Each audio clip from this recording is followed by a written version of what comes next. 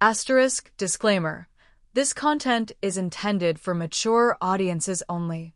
Viewer discretion is advised.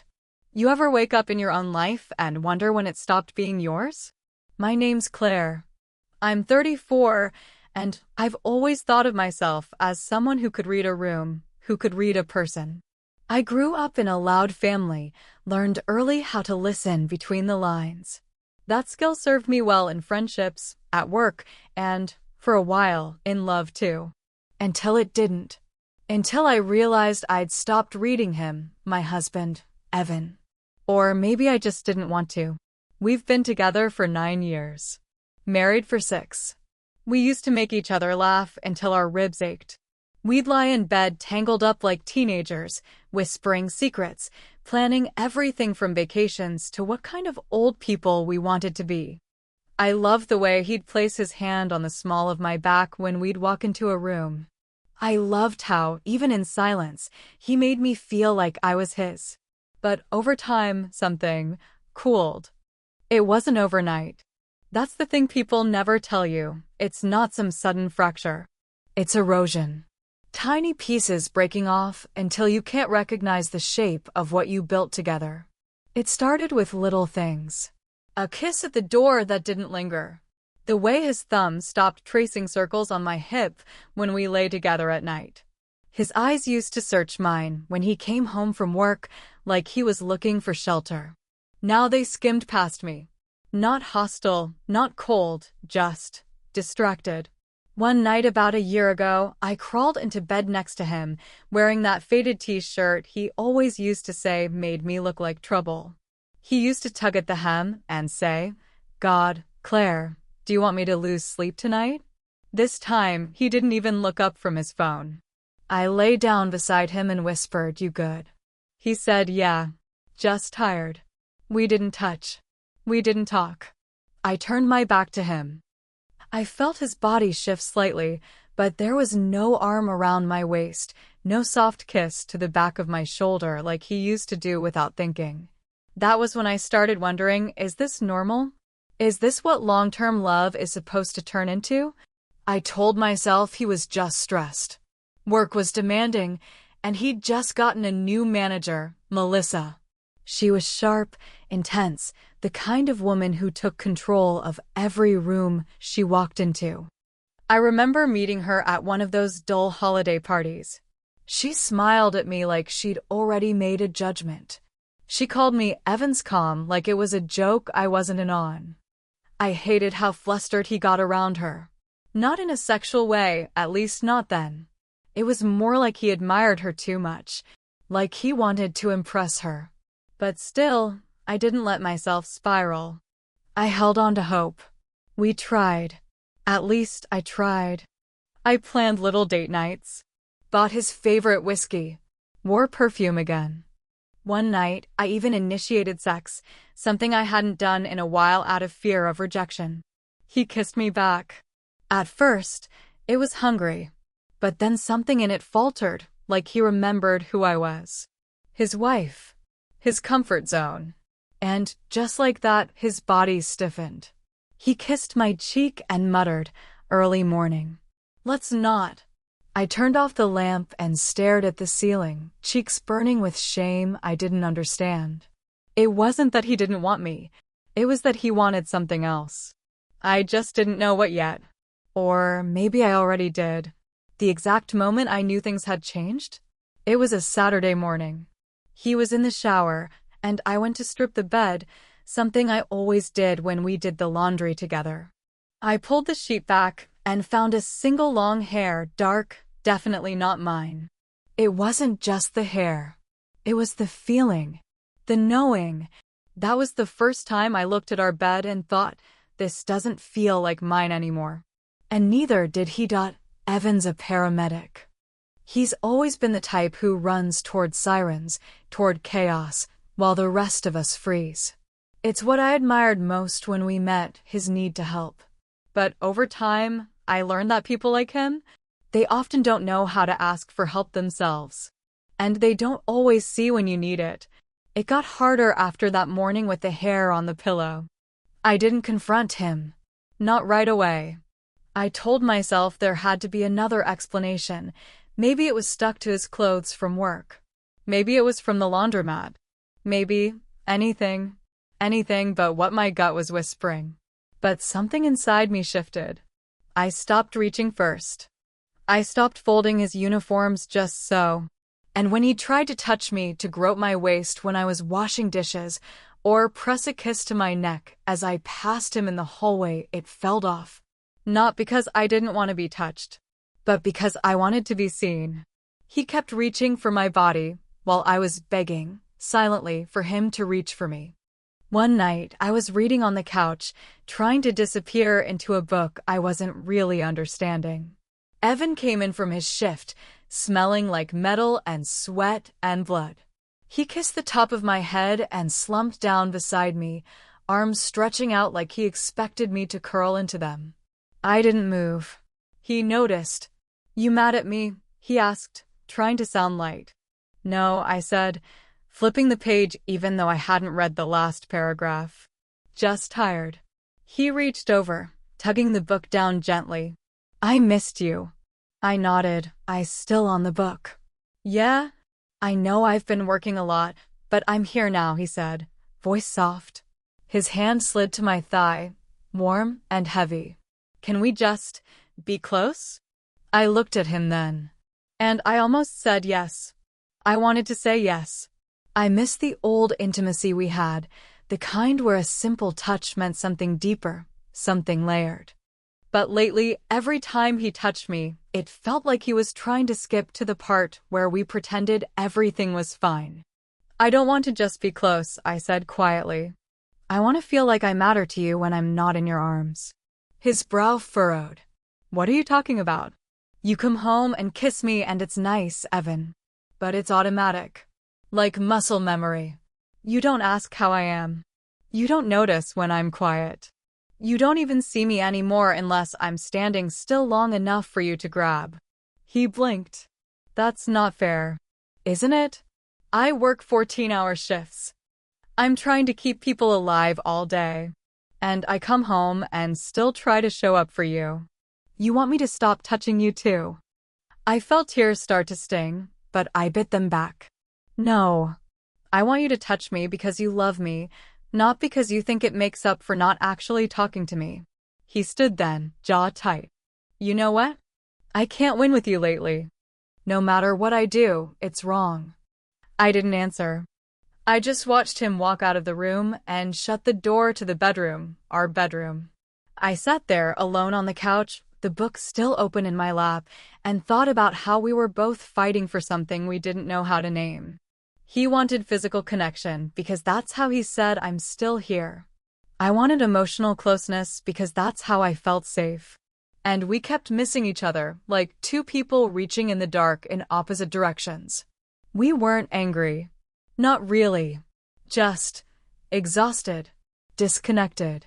And slowly, without either of us meaning to, we started drifting into different worlds, both of us hurting, both of us waiting for the other to be the first to bridge the gap. Neither of us realized someone else might step into that silence before we did. It was a Tuesday night. He'd cooked dinner, simple pasta with that store-bought sauce he always added too much garlic to. He even lit a candle. Not for ambience, I knew, but because the kitchen light had been flickering and he hadn't had time to fix it. I watched him from across the table, sipping wine I didn't really want. He looked tired. His jaw was tight, like he'd been clenching it all day. The silence between us wasn't hostile, just hollow. When he finally looked up, he smiled. Forced, but soft. "You okay?" I nodded. "Yeah. Just work." He nodded back like he accepted that answer. But we both knew it wasn't about work. After dinner, we cleaned in silence. The clinking of plates was louder than our words. And when I turned off the faucet, I felt him behind me. That familiar presence. His hands wrapped around my waist, tentative at first, then firmer, sliding lower. I stiffened. He kissed the side of my neck, slowly, like he was remembering how to do it. "And then," he murmured, "you still smell like vanilla." Drives me crazy. I wanted to feel something. I wanted my body to respond the way it used to, but instead, I just felt pressure. His lips brushed my collarbone. His hand gave my hip a gentle squeeze, and then he did that thing he used to do, lightly smacked my butt and chuckled. It used to make me laugh. Tonight, I flinched. Don't, I said too quickly. Too sharply. He pulled back immediately. What? What did I do? I turned around, trying to smile, trying to soften it. Sorry, just not in the mood. His eyes searched mine. Lately it feels like you're never in the mood. I sighed, stepping away to wipe the counter even though it was already clean. That's not fair. I'm not trying to fight, he said, holding his hands up. I miss you, Claire. He walked toward me again and this time cradled my face in his hands. His thumbs brushed my cheeks like he was trying to memorize the shape of me. His forehead touched mine and I felt him exhale. You're beautiful, he whispered. And then he kissed me. Soft, patient, familiar. But all I could think was, is this just routine now? Is this just what he does when he's trying to win me back? I kissed him back because it felt expected, not because I felt swept into it. My lips moved with his, but my mind was somewhere else, wondering if Melissa wore the same vanilla lotion. Wondering if he touched her the same way. Wondering if this kiss, this whole tender moment, was just performance now. He pulled me closer, and I let him. But something inside me had already curled up tight. When he finally broke the kiss, he rested his chin on my head and murmured, "Let's go to bed early. Just you and me tonight." I nodded against his chest, but my arms stayed limp at my sides. Later, when he reached for me again, I turned on my side, pretending to be asleep. I heard him sigh, felt the bed shift as he rolled away. And I hated myself for it. Because I did want him. I missed the way we used to lose ourselves in each other. I missed the warmth, the security, the craving. But now, every time he touched me, it felt like a negotiation. Like pressure. Like something I had to give instead of something I wanted to feel. And the truth hit me, as sharp as glass underfoot. Why does everything have to turn into sex? It happened during dinner with friends. Not strangers. Not acquaintances. Our people, Dan and April, the couple we used to vacation with before everyone got busy having babies and buying furniture that didn't come in flat packs. We were at their place, candles flickering, wine glasses full. It was supposed to be normal, grounding, something that reminded us of who we were before we started unraveling. Evan had his arm around the back of my chair. To anyone watching, we probably looked fine. I even laughed once when Dan told a story about Evan trying to cook ribs and nearly setting off the fire alarm. But somewhere between salad and dessert, April said something I'll never forget. She leaned in, smiling, tipsy but sweet, and said, "You two are such a stable couple. I swear, you're the blueprint. Even with his crazy shifts, you still make time for each other. I bet Evan still gives you butterflies." And I don't know what broke in me. Maybe it was the word stable, like we were some perfectly level table no one could rock. Maybe it was the way Evan chuckled and kissed my temple like he agreed, like we were still some golden standard. But my chest tightened. My throat burned. I smiled too wide and said, "Yeah, well, stability's overrated when your husband's screwing his boss in your own bed." The whole table went silent. Dan choked on his drink. April blinked. Evan froze. I could feel the blood rush to my ears. I didn't even realize I was crying until I saw a tear drop into my wine glass. "Claire," Evan started, his voice low. "No," I snapped, wiping my cheek with the back of my hand. "You want to know what gives me butterflies now? Anxiety. Panic. Every time your phone lights up, I wonder if it's her. Jesus, Claire, can we not do this here?" "Oh, we're doing this everywhere, Evan. Because I live with it. In our kitchen. On our couch. In our goddamn bed. The one you had sex with her in. April stood to grab napkins, clearly mortified. Dan stared at his plate like it was a lifeline. Evan's face flushed red, jaw tight. Nothing happened with Melissa, he said through his teeth. You're spiraling. I laughed, a sharp, ugly sound. Don't lie to me. Not now. I'm not lying, he hissed. This is exactly the kind of drama she warned me about. That was it. I stood so fast my chair screeched. Oh, so now she knows more about my emotional state than I do? Great. That's just great. He stood, too, his voice cracking just slightly. Claire, please just stop. You're humiliating yourself. I stared at him, at the man I had once trusted with my body, my mind, my everything. And in front of people we once laughed with until sunrise, I broke. I sank back into the chair, covered my face, and cried harder than I had in years. The car ride home was silent. He didn't reach for my hand. I didn't look at him. When we got inside, he went straight to the guest room. I stayed in the kitchen, holding the edge of the counter like it was the only thing keeping me from collapsing. How had we gotten here? How had we gone from passionate, messy, real love to two strangers performing a relationship in front of friends? I thought about the woman I was at 28, full of fire, trust, hope, and wondered if she'd recognize the shell of a person I'd become. I hated that I had exploded like that. I hated that I'd turned our pain into a public spectacle. But more than anything, I hated that I couldn't tell anymore whether Evan was lying, or if the truth just didn't matter anymore. I slid to the floor, my back against the cabinet, knees pulled to my chest. Shame coiled around me like a second skin. How did I get here? How did we get here? And why do I still want to believe him even now? Days blurred into one another after the dinner blow-up. No big fights. No screaming matches. Just cold. Quiet. Like we were snowed into the same house, but stranded on opposite sides of it. I went back to sleeping on the edge of the bed. Evan didn't return to the guest room, but he didn't reach for me, either. We spoke only when necessary. Do you need the car today? I left your package on the table. Dinner's in the fridge. It was worse than arguing. It was absence.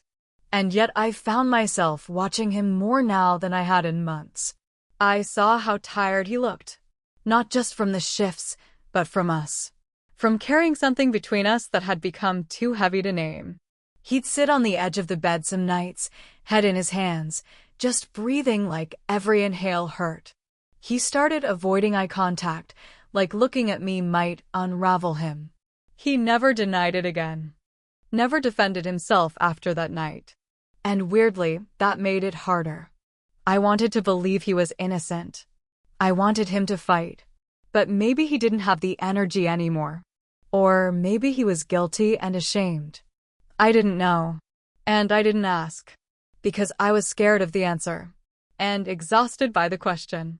Some nights I'd lie awake, staring at the ceiling, remembering the way he used to slide his arm under my neck and whisper nonsense into my hair. How he'd kiss my shoulder without thinking. How I'd wake up to the smell of coffee and his lazy smile in the kitchen. I missed him. But more than that, I missed me with him. The version of myself who felt desired, understood, seen.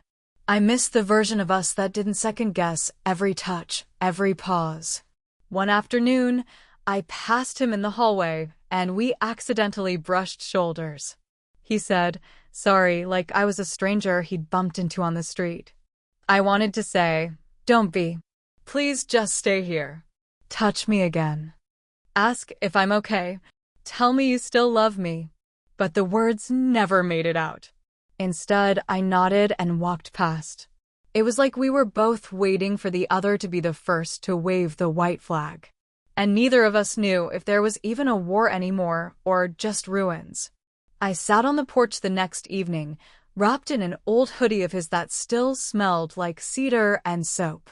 The air had that late autumn bite, and I let the chills settle into me. I needed to feel something. From the window, I could see him in the living room, staring blankly at the TV, not really watching. Just sitting, just existing. He looked older. Not in the face, but in the weight on his shoulders. And it hit me. He wasn't the villain in my story. He was hurt, too. Maybe in ways I couldn't see. Maybe by things I had said. Maybe by guilt. He hadn't slept with her in our bed. Not that I knew. Not that I could prove. But the suspicion had already hollowed out what we had. And somewhere along the way, we both forgot how to reach for each other without fear. I wiped my eyes with my sleeve and looked back at him. The man I married was still there, buried beneath distance and doubt and fatigue. And maybe I was still here too. But the question was no longer what happened between us, it was, do I still want to try? I took a long breath, and I whispered to myself, do I stay, or do I finally let go? It was a quiet Sunday morning when I walked into the kitchen and found him sitting at the table, coffee half drunk, unread paper folded beside him. I don't know what made me speak. Maybe it was the stillness. Maybe it was the way he looked up and didn't flinch. Or maybe I was just tired of silence doing all the talking. I don't want to hate you, I said. He blinked slowly. I don't want you to. I sat down across from him. No makeup, hoodie on, heart wide open but afraid. I've been carrying this like poison. And I don't know if you did it or didn't. But something broke in me. And I don't know how to glue it back. Evan nodded, his throat tight. I didn't sleep with her, Claire. But I let her get too close. Flirty texts. Coffee breaks that went too long. I let it get far enough that you'd never trust me again. And maybe that's almost worse. I looked at him. Really looked. He wasn't confessing for sympathy. He wasn't crying. He was just still, like someone finally ready to carry the weight of his part in it. I wanted to be seen, he said. And you didn't look at me like that anymore. But that's not an excuse. I knew better. I still chose wrong. Tears welled in my eyes, but I didn't let them fall. You should have told me you felt invisible. I would have. I don't know. Tried harder. Or maybe let go sooner. We sat there in that heavy pause, two people finally telling the truth too late. Then he reached across the table and placed his hand over mine. Not possessive. Not pleading. Just there. Warm. Still familiar. I love you, he said quietly. But I think we broke something we can't name. And I don't know if love alone can fix that. I swallowed hard. I don't think it can. A tear finally slipped down my cheek. He wiped it with his thumb, gently, the way he used to. No kiss, no promises. Just a long moment between two people grieving the same loss from opposite sides of the same table. That night, I watched him fall asleep on the couch, not because he was angry, but because he didn't want to take up space I hadn't offered back. I covered him with a blanket before going to bed. And I stood there for a long time, watching the slow rise and fall of his chest, wondering how something so familiar could feel so far away. We hadn't decided anything out loud. But in that moment, I knew we weren't rebuilding. We were quietly, painfully learning how to let go without hating each other for it. I used to think that love, real, lasting love, could survive anything. Affairs, distance, even silence. But now, sitting here in the stillness of this little apartment I moved into 3 months ago, I've realized something quieter, harder, and maybe more honest. Love doesn't die in a single moment. It dissolves in 1,000 small ones. Moments like the first time you turn away from a kiss instead of leaning in.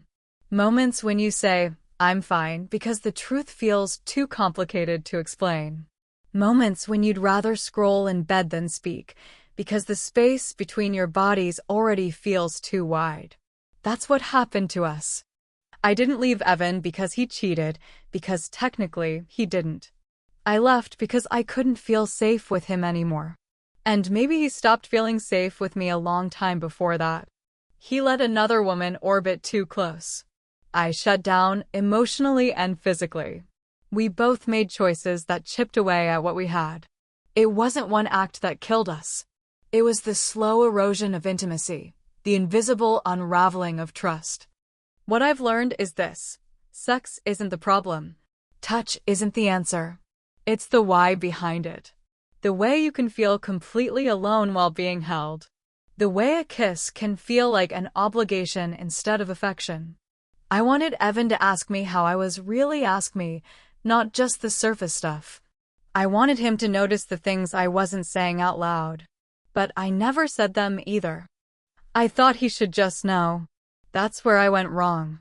Emotional intimacy, it's not just about talking. It's about risking. Letting yourself be seen when you're ugly, confused, needy, angry.